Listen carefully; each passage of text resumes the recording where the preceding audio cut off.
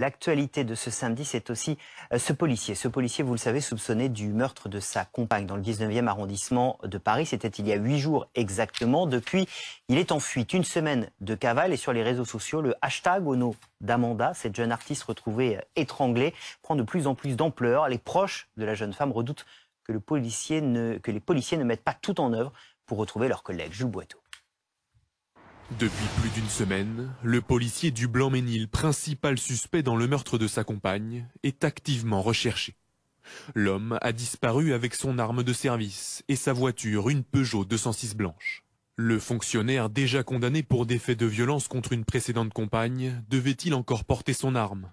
A-t-il bénéficié d'une négligence de sa hiérarchie? C'est ce que doit déterminer l'IGPN, la police des polices. Il est marqué dans le code de déontologie de la police qu'un chef de service doit veiller à la sécurité de ses subordonnés et que donc s'il estime qu'un policier est fragile et sur la brèche, il peut demander à le désarmer et l'envoyer voir un médecin. Sa compagne, Amanda, 28 ans, a été retrouvée sans vie dans la salle de bain de leur studio du 19e arrondissement de Paris, tuée par étranglement. Sur les réseaux sociaux, ses proches se mobilisent pour célébrer sa mémoire et sensibiliser la population. Dans sa ville natale, on se souvient d'une jeune femme pleine de vie. Une élève attentive, puis super agréable, ouais, très souriante. Toujours pimpante, toujours bien habillée, toujours éclatante, tout le temps en train de rigoler. Enfin voilà, c'est cette image que j'ai d'elle en fin de compte. Le parquet de Paris a ouvert une information judiciaire pour homicide volontaire par conjoint. Denis Jacob, bonjour, merci d'être avec nous. Vous êtes secrétaire général du syndicat Alternative Police. Vous entendez et vous voyez, j'imagine, sur les réseaux sociaux, les inquiétudes des proches d'Amanda qui disent « Est-ce que la police fait vraiment tout ?» Qu'est-ce que vous avez envie de leur répondre aujourd'hui sur les moyens engagés pour retrouver votre collègue? Bonjour Philippe Gaudin. Alors tout d'abord, moi je suis un peu horrifié de ce qui se dit justement sur ces réseaux sociaux. On ne recherche pas un policier. On recherche un homme qui a priori commis un féminicide et j'aimerais qu'on sorte un peu de ce fantasme où, au prétexte qu'on serait policier, il y aurait une espèce d'impunité dans les actes qu'il pourrait commettre.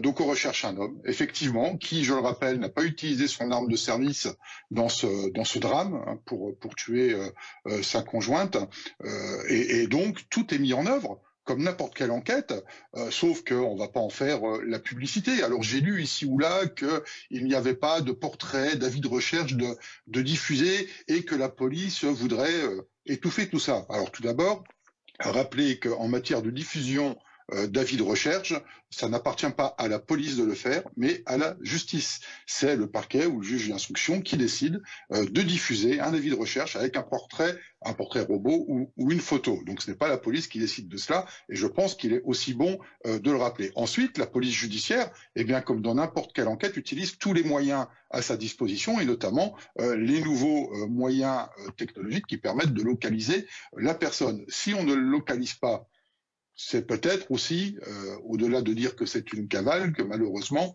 ce collègue a utilisé peut-être son arme contre lui. On fait aussi une enquête au niveau de son entourage.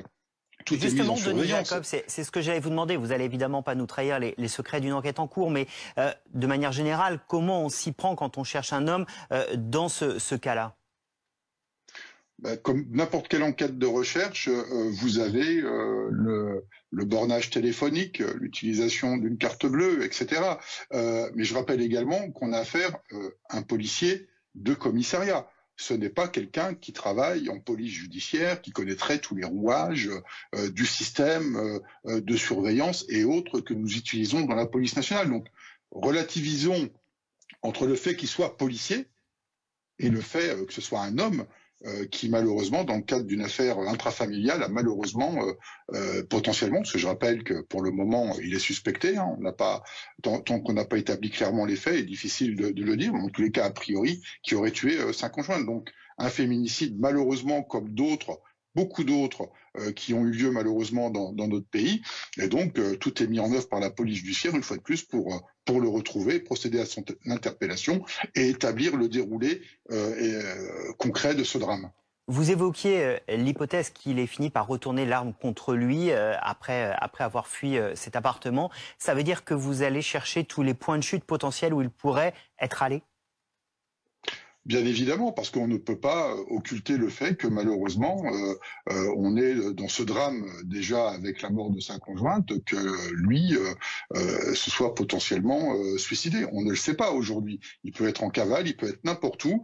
La police fait son travail et puis bien évidemment, on va, et c'est déjà fait, hein, il y a une semaine d'enquête déjà, eh bien, voir tous les points où il avait l'habitude de se rendre pour potentiellement avoir du témoignage, voir si on le retrouve, etc. Enfin, excusez-moi d'être un peu,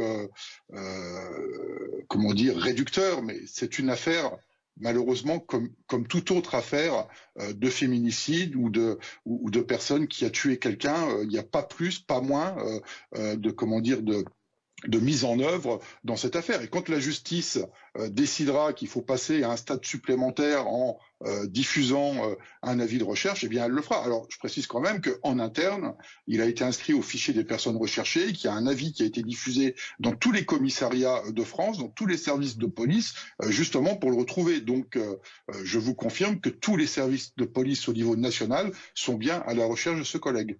Merci beaucoup. Merci Denis Jacob d'avoir été avec nous ce matin pour répondre à toutes ces questions importantes évidemment dans cette affaire qu'on continue à suivre tout de suite.